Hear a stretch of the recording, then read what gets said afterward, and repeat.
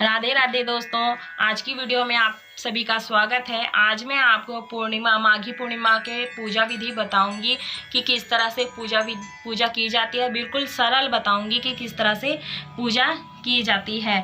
अगर आप घर पर माघ पूर्णिमा की पूजा कर सकते हैं, कैसे कर सकते हैं वो भी तरीका बताऊंगी किस तरह से करनी है। ये बिल्कुल सरल विधि शेयर करूंगी मैं आपसे। वैसे तो माघ का महीना जो है वो हर दिन पवित्र और महत्वपूर्ण विशेष होता है, परंतु जो पूर्णिमा तिथि है वो तो बहुत ही महत्वपूर्ण और फलदायी मानी गई है। माना जाता है कि माघ मास का जो पूर्णिमा तिथि है उस दिन पूजा पाठ, दान दक्षिणा, धर्म कर्म पूरे महीने करते हैं तो उसका पुण्य फल प्राप्त होता है। तो मैं आज ही उसी माघ पूर्णिमा की पूजा विधि आपसे शेयर करूंगी। ऐसी मान्यता है कि देवी देवता माघ पूर्णिमा के दिन रूप बदलकर पृथ्वी पर स्नान करने के लिए आते हैं, इसलिए यह तिथि बहुत ही महत्वपूर्ण मानी जाती है। पूर्णिमा के दिन आप सत्यनारायण की कथा भी कर सकते हैं और यह पूजा आप सभी परिवारजन मिलकर करें और इसमें बच्चों को जरूर से शामिल कीजिएगा। और इस तरह से मैं पूजा शुरू करूंगी, तो वीडियो को अंत तक देखिएगा कि पूजा विधि किस तरह से है। और ये पूजा हमें स्नान करने के बाद स्वच्छ आसन पर बैठकर और चौकी पर पीला वस्त्र बिछाने के बाद ही पूजा शुरू करनी है। तो चलिए वीडियो में चलते हैं, वीडियो में अंत तक रहिएगा, बने रहिए। और सत्यनारायण जी को विराजमान करेंगे इस तरह से। आपके पास विग्रह है तो विग्रह को भी स्थापित कर सकते हैं। और इस तरह से मैंने सत्यनारायण जी को विराजमान कर लिया है। शुरुआत करने से पहले आपको यह बोलना चाहिए कि हे भगवान, मैं आपका भक्त हूँ और आपकी पूजा करना चाहती हूँ।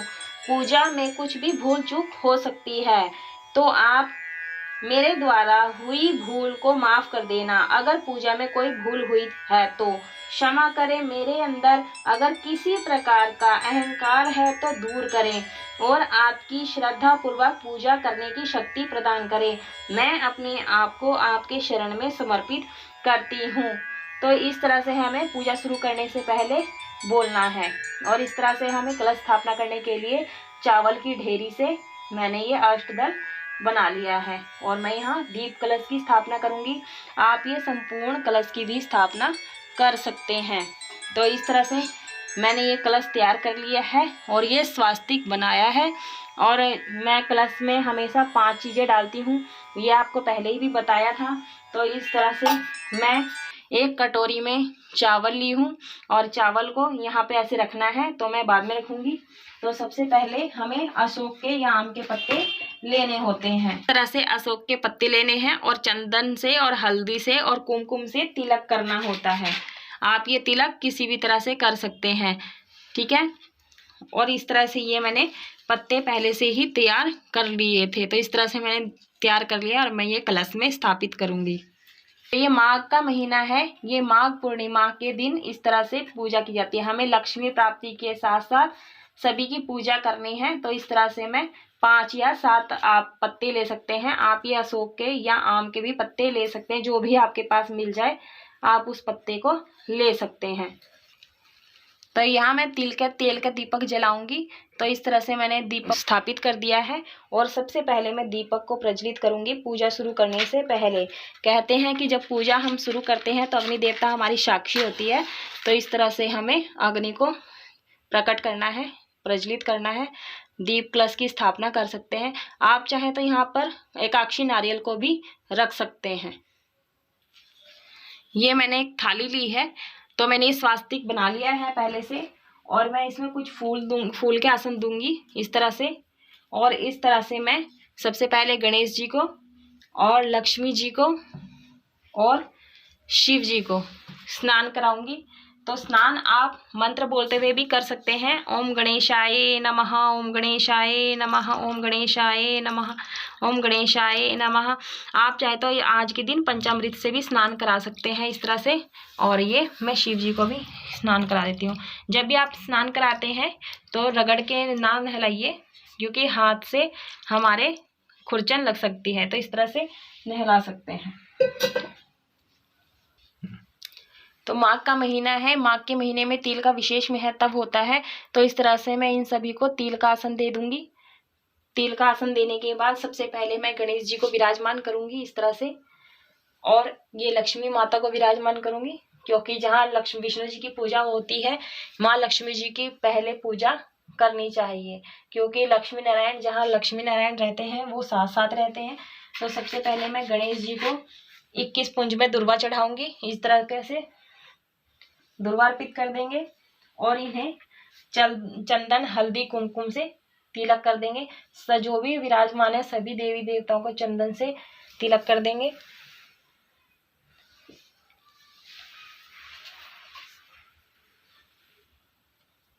इस तरीके से सभी को चंदन से तिलक कर देंगे जितने भी हैं, और माता को सिंदूर अर्पित करेंगे, कुमकुम अर्पित करेंगे। अगर सिंदूर नहीं है तो हम इस तरह से तिलक लगा देंगे कुमकुम से भी। गणेश जी को भी याद रखें, शिव जी को कुमकुम या सिंदूर ना अर्पित करें, ना ही हल्दी अर्पित की जाती है। इस तरीके से सभी को चंदन रोली से तिलक कर देंगे।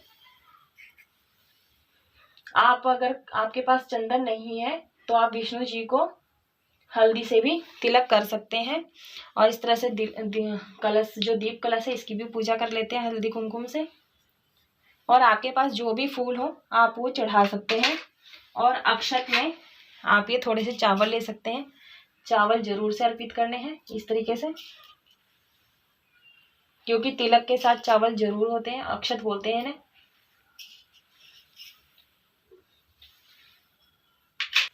विष्णु जी को फूल अर्पित करते हैं, फूलों की माला आपके पास जो भी है इस तरीके से। वस्त्र रूपी कलावा अर्पित कर दूंगी। आपके पास जो भी वस्त्र रूपी कलावा है वो अर्पित कर सकते हैं। अगर आपके पास पीला वस्त्र है तो पीला अर्पित कर सकते हैं। इस तरह से मैं इनको भी वस्त्र रूपी कलावा अर्पित कर दूंगी और ये लक्ष्मी माता को अर्पित कर दूंगी इस तरह से।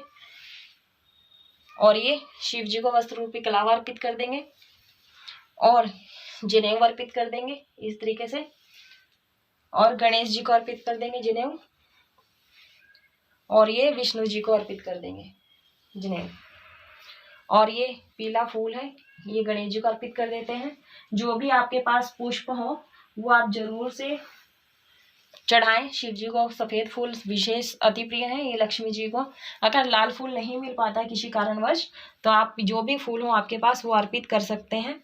इस तरीके से ये मैं बेलपत्र है ये शिव जी को अर्पित कर रही हूँ इस तरीके से। ये बेल पत्थर है, ये मैं बेलपत्र अर्पित कर रही हूँ। और ये शमी का पत्ता है, बोलते हैं कि शिव जी को शमी का पत्ता बहुत ही अति प्रिय है। इस तरह से मैं अर्पित कर दूंगी। और जो भी आपके पास हो वो आप अर्पित कर सकते हैं। और पूर्णिमा के दिन चंद्रमा की पूजा का विशेष महत्व होता है, तो इस तरह से मैं चावल की भी थोड़ा सा चांद बना दूंगी। इस तरह से थोड़े चावल लेने हैं आपने और चावल से हमें चांद की आकृति देनी है। इस तरीके से आप आकृति दे सकते हैं चांद। आप ये पूरा चांद भी बना सकते हैं और आधा भी बना सकते हैं, क्योंकि चंद्रमा की पूजा विशेष होती है। तो इस तरीके से हमें चांद बनाना है। ये हमारा चांद हो गया। और इसको भी मैं हल्दी और कुमकुम से तिलक कर लूंगी। तो ये मैं कुमकुम चढ़ा रही हूँ इस तरीके से और थोड़ा सा हल्दी अर्पित कर रही हूँ इस तरह से। और चंद्रमा को हमेशा सफेद फूल ही अर्पित किया जाता है, तो इस तरीके से मैं सफेद फूल अर्पित कर दूंगी यहाँ। और ये कलश देवता को अर्पित करूंगी। जो भी आपके पास फूल हो वो जरूर अर्पित कीजिए। विष्णु जी को अर्पित कर दिया है।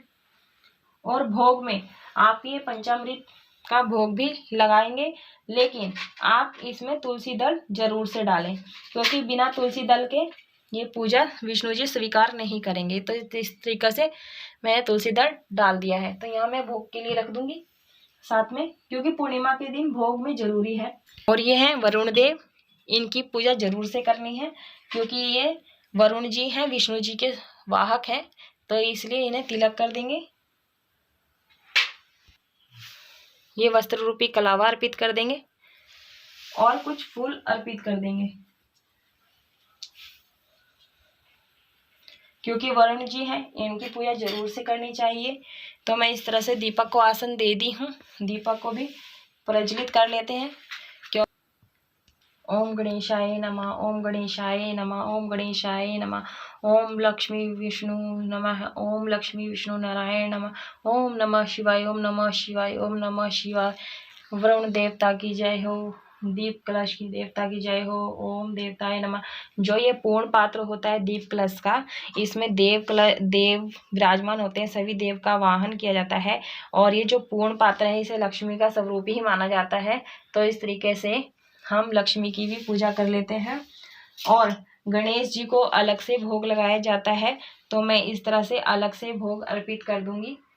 आप ये जो भी भोग अर्पित कर रहे हैं इस तरीके से आप अलग से अर्पित कर सकते हैं। और शिव जी को भी अलग से दे देंगे, क्योंकि बिना तुलसी दल के ही ये भोग स्वीकार करते हैं। और बाकी ये सब में तुलसी दल मैंने डाल दिया है। तो इस तरह से लक्ष्मी सत्यनारायण भगवान को भोग स्वीकार करेंगे और लक्ष्मी जी को। और इस तरीके से मैं यहाँ पर भोग रख दूंगी। और प्रसाद में आप जो भी हो आपके पास वो आप अर्पित कर सकते हैं। तो मैं इस तरीके से सबसे पहले मैं यहाँ नारियल गुड़ का भोग लगाऊंगी, क्योंकि यह गणेश जी को अति प्रिय है। बाकी इस तरह से बेर है, ये मैं शिव जी को अर्पित कर रही हूँ फल में। और ये बाकी जो है इन सब में मैं तुलसी पत्र डाल दूंगी, क्योंकि तुलसी दल के बिना ये चीज स्वीकार नहीं करते, भोग स्वीकार नहीं करते हैं। तो इस तरीके से मैं तुलसी दल डालकर इस तरह से भोग लगाऊंगी और भोग स्वीकार करने के लिए बोलूंगी और यहाँ पे इस तरह से रख दूंगी। और 1 लोटा मैंने जल लिया है, जल में भी हमने तुलसी पत्र ही डालना है। इस तरीके से मैं तुलसी दल डाल दूंगी और ये भोग के लिए रख दूंगी, साथ में पीने के लिए पानी। और जो गणेश जी के लिए पानी है वो इस तरीके से इस गिलास में मैं अलग से रख दूंगी, क्योंकि बिना तुलसी दल के ही गणेश जी को भोग लगाया जाता है। और इस तरह से सभी देवताओं का पूजन किया जाता है। आप ये पूर्णिमा के दिन व्रत करके भी कर सकते हैं पूजा। आप ये पूजा किसी भी समय कर सकते हैं, सुबह में या शाम में, जैसा भी आपके यहाँ पर होता हो इस तरह से कर सकते हैं। और आप ये बिना व्रत के भी कर सकते हैं। और इस दिन हम सत्यनारायण की कथा भी कर सकते हैं, तुलसी पूजन भी कर सकते हैं, पितरों का तर्पण भी कर सकते हैं। इस तरीके से हमें करना चाहिए। हमें आज के दिन चंद्र देवता का भी पूजन करना होता है। तो इस तरह से हमें सारी पूजा कंप्लीट करनी होती है। और फिर हमें कपूर से या फिर जो हमने पहले से ही दीपक विराजमान किया हुआ है इसी से ही हम आरती कर सकते हैं। माघ का महीना है, इसे माघी पूर्णिमा भी कहा जाता है कहीं कहीं पर। और इस तरह से हमारी सरल पूजा विधि है। और इस तरह से हमें आरती करनी है। जो भी आपके पास आरती आती हो, गणेश की या विष्णु जी की, ओम जगदीश है, जो भी आती है वो इस तरह से आप आरती कर सकते हैं। या फिर आप कपूर से भी आरती कर सकते हैं। तो इस तरह से हम सभी को दीपक दिखा देंगे और मंत्र बोलते रहना है। ओम सत्यनारायण नमः, ओम भगवते वासुदेवाय नमः, ओम कलेश देवताय नमः, ओम वरुण देवताय नमः। और फिर ये चंद्र देवता की भी पूजा करनी है। इस तरीके से हमें सबकी आरती करनी होती है ऐसे। और वरुण देव की भी पूजा जरूर से करनी है। इस तरह से पूजा अर्चना करने के बाद, यह पूजा सुबह में स्नान करने के बाद भी कर सकते हैं। जो व्रती होते हैं वो शाम के समय भी पूजा कर सकते हैं। और व्रत सुनने के बाद, पूजा करने के बाद हमें फूल और कुछ तिल हाथ में लेने के बाद कथा सुननी होती है। आप सत्यनारायण की कथा सुन सकते हैं, या फिर जो भी आपके पास कथा है पूर्णिमा की जुड़ी हुई वो कथा आप सुन सकते हैं। तो इस तरह से पूर्णिमा की कथा जरूर सुने। सुनने के बाद जो ये हाथ में तिल हैं और ये सब ये हम भगवान के पास इस तरह से अर्पण कर देंगे। और इस तरह से हमारी कथा पूर्ण होती है। और फिर इस तरह से हमें हाथ में जल लेना है। इस तरीके से हाथ में जल लेना है। जल लेने के बाद हमें 3 बार आचमनी करनी है इस तरह से। और हम सभी को बोलेंगे कि भोग स्वीकार कीजिए और भोग स्वीकार कर लीजिए। 3 बार आचमनी करने के बाद इस जल को हम यहीं छोड़ देंगे इस तरह से। तो मैंने इस तरह से आचमनी करके भोग स्वीकार करवा दिया है। और हाथ जोड़कर हमें पूजा में रही गलती से क्षमा याचना मांगनी है। और क्षमा याचना मांगने के बाद जो भी लोटे में जल है, इस तरह से जो लोटे में जल लेने के बाद हमें अपना भी आसन के नीचे थोड़ा सा जल लेना है और आसन के नीचे रखकर इस तरह से शुद्धिकरण करके अपने ऊपर छिड़क लेना है। इस तरह से अपनी भी और सभी की शुद्धिकरण करना होता है। तो ये थी मेरी आसान सी सरल सी पूजा विधि। ये आप पूर्णिमा के दिन जरूर से करें। पूर्णिमा में इसी तरह से पूजा की जाती है और लक्ष्मी जी की भी कृपा प्राप्त होती है। तो पूर्णिमा के दिन खीर जरूर से बनाई जाती है। लक्ष्मी जी को खीर का भोग जरूर से लगाएं। तो पूर्णिमा पे इसी तरह से आप लोग पूजा कीजिए। और ये मेरी छोटी सी पूजा कैसी लगी, अगर ज्ञानवर्धक लगी हो तो आप अपने दोस्तों में, फ्रेंड सर्कल में शेयर कीजिए। अच्छी लगी तो लाइक ज़रूर कीजिए और ज़्यादा से ज़्यादा शेयर कीजिए। और पहली बार चैनल पर आए हैं तो हमारे चैनल को प्लीज़ सब्सक्राइब कर लीजिए कि आने वाला हर नोटिफिकेशन आपको सबसे पहले मिल सके। मिलते हैं ऐसे ही एक और पूजा विधि के साथ, नई वीडियो के साथ नेक्स्ट वीडियो में। राधे राधे दोस्तों।